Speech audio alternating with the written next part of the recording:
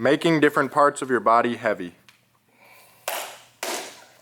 So this next concept is going to be a little bit more high level. It's going to be a little bit harder to do this early on, but it's never something that's too early to think about. So we're going to be trying to make different parts of our body heavy and different parts of our body light.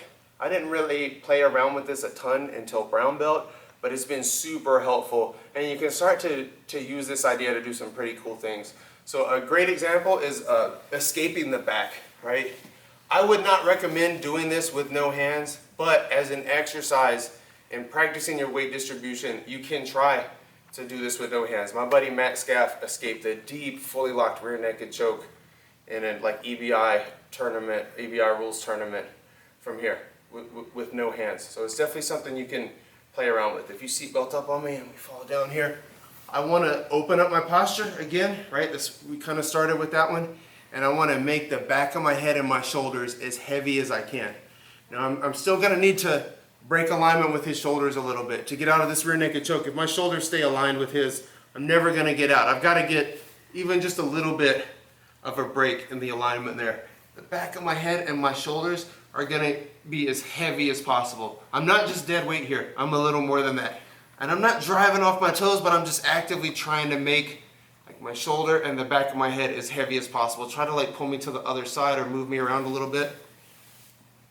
Right. I almost want to think about dominating them from this position, and there's a psychological aspect to this. And then once you're heavy here, you can start to peel out through the side. And then with escaping the back, I'm always trying to think about getting this elbow across the center line whenever I can. So I'm getting close to being able to do that. I don't want to get overexcited. Maybe you try to mount me or follow up. You feel like you're losing me out the back. And I can turn it right there. Maybe I end up on top. Maybe I end up on bottom. But I was trying to escape the back. So I'm happy with either one of those. As long as I'm not where I was. So right, what's dominating me? His shoulders, right? His elbows, his arms in here. I want to get heavy on that part of his body. So even if you actually start to lock up a choke on me here. Yeah, he's almost has the ingredients he needs. Heavy through the shoulders. I'm scraping him off the floor like I'm the shoe and he's the gum on my shoe. And when I can slip that elbow across, I'm ready to do it. Another example, right? All your front headlock attacks, you can practice without closing your grips. So if I'm in here, yeah, I could definitely come around and grip at my hands and then graduate the grip. Or I can make different parts of my body heavy. So I can make this left arm heavy on the back of the head. So if you try to find your posture, it's actually kind of hard. And it doesn't really translate to video, but this arm is kind of heavy until the other one feeds in.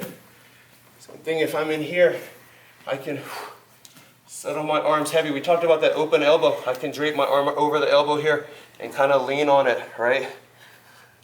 I'm making my elbows heavy here. This arm around his head is heavy too. And even if you start grabbing my hands or hand fighting from here, that's okay. I can tilt you off. This is heavy. Opening the elbow.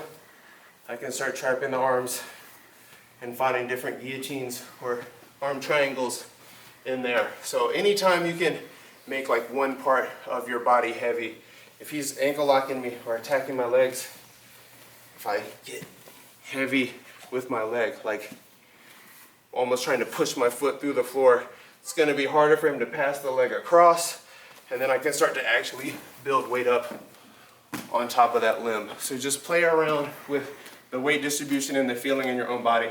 It may sound a little silly too, but you can also close your eyes when you do a lot of this stuff. It's going to shut down one sense and kind of heighten your other senses a little bit, and I think your feel is going to improve a little bit if you do that as you focus on that weight distribution.